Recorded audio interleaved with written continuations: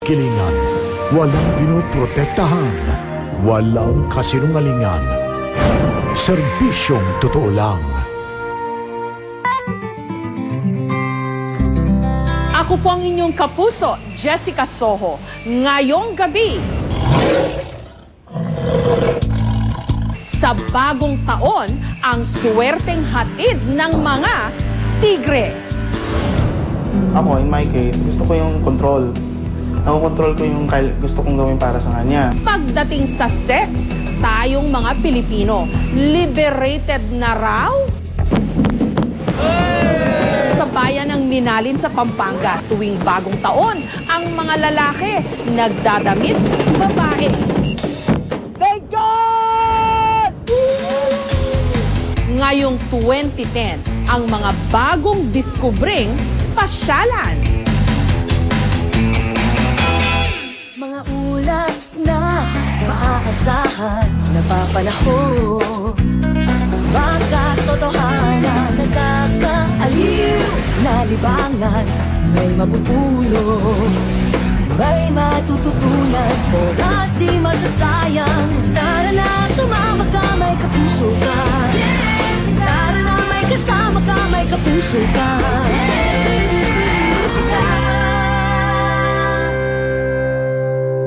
Ang 2010, Year of the Tiger, at may hatid raw itong swerte sa kalusugan, sa negosyo, pati na sa love life. Paano? Alamin. Sila ang pinakamalaking pusa sa buong mundo. Pwede silang humaba ng 11 feet, pwedeng tumimbang hanggang 660 pounds. Kaya kapag sila'y nagalit, matakot na ang dapat matakot dahil sila na may talagang mga tigre. Sa katunayan sa internet, pinagkakaguluhan ang sari-saring video ng kanilang mga pag-atake. Sa kanilang laki, wala nga raw tayong kalaban-laban. Pero ang totoo niyan, sila ang talagang walang kalaban-laban sa tao. Sa ibang bansa, grabe kung sila'y pagkakitaan. Sa Malaysia, ginagawang toothpick ang kanilang balbas o whisker. Di umano, gamot ito sa sakit ng ngipin. Sa China naman, ang ari ng tigre ginagawang kapsulang pampagana raw sa kama. Sa Tibet, status symbol daw ang pagsusuot ng damit na gawa sa balat ng tigre. Dahil sa talamak na panguhuli at pagpatay sa kanila, nanganganib ng maubos ang kanilang lahi. Sa 8 uri ng mga tigre sa buong mundo, 3 sa mga ito extinct na o tuluyan ng naglaho. Sa taong ito, magbabago kaya ang kanilang kapalaran dahil ayon sa Chinese calendar, ngayon ang kanilang taon, ang 2010 Year of the Tiger. Sa Timog Asya kalimitang matatagpuan ang mga tigre. Ang mga tigreng makikita sa Baluarte sa Ilocos Sur, nagmula pa ng India. Sa lahat ng mga tigreng ito, ang pinakadinarayo si Tom. Jojo, a shape of a tiger. Panay-panay kasi kung ito'y magpakitang gilas. Lahat ng kanyang tricks, itinuro ng kanyang tagapag-alagang si Jojo. Tila nga mahaba na ang pinagsamahan ni na Tom at Jojo. Nariyang na ipapasok ni Jojo ang kanyang kamay sa bibig ni Tom nang hindi siya nito sinasakmal. Nahihila rin ni Jojo ang dila ni Tom para ipakita ang mga pangil niya.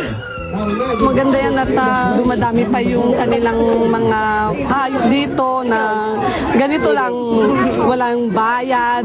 Takot, siyempre natatakot ako una-una. Tigre, buong buhay ko. Ngayon, noon lang ako nakakita ng tigre. First time ko pa alagaan. Nung nagtagal, nung nawala na yung takot, parang sa akin lang. Parang akong nag-aalaga ng maliliit na hayop. Ito yung pagkain niya araw-araw. Kunti lang to. At ang premyo nito matapos ang natatangi niyang pagtatanghal, 5 kilong karne ng manok. Sa 7 Taong-taong pagpapaamo raw ni Jojo sa mga tigre, sanay na sanay siyang makalmot ng mga ito sa tuwing ang mga ito'y nakikipagharutan. Ito yung mga sugat ko noon. Pero paglilinaw ni Jojo, safe na safe pa rin daw ang kanyang mga alaga. Kompleto daw kasi ang mga ito sa bakuna. Okay lang, 46 years daw bago umipikto yung rabies. Tama-tama, matanda na rin ako. Ang may-ari ng 12 tigreng ito sa Baluarte, walang iba kundi ang tinaguriang tigre ng Ilocandia, si dating Ilocos Sur Governor Chavit Singson. Masarap laruin pag maliit pa eh. So nadadala ko maski saan ako nagpunta. Pero pag malaki na, pag ganito na, hindi na pwedeng dalhin eh dahil malilikot. Malaro sila masyado. So kailangan nakatali lang palagi at tinahawakan araw-araw para umamo. Pwedeng hawakan, sir? Dito sa likod, no?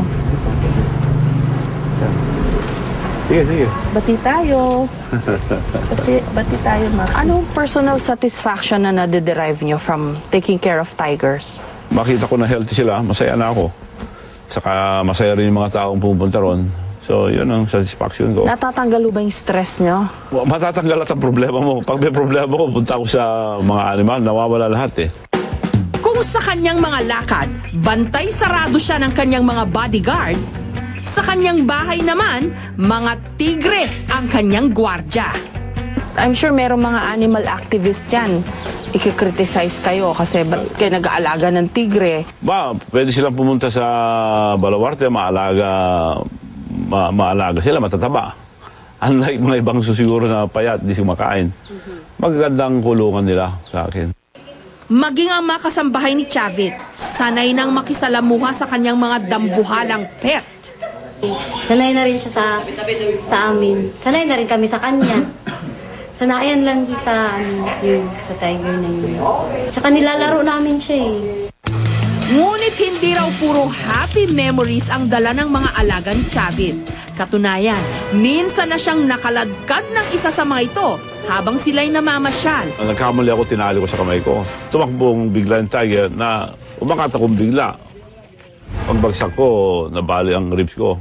Kahit nangyari yung hindi kayo nang hinayang o hindi kayo na nag-iba ng isip, ayoko na mag-alaga ng tiger. Hindi naman. Maganda kasi ang tiger eh. Parang challenging din. Susunod, sa taong ito, ayon mismo sa mga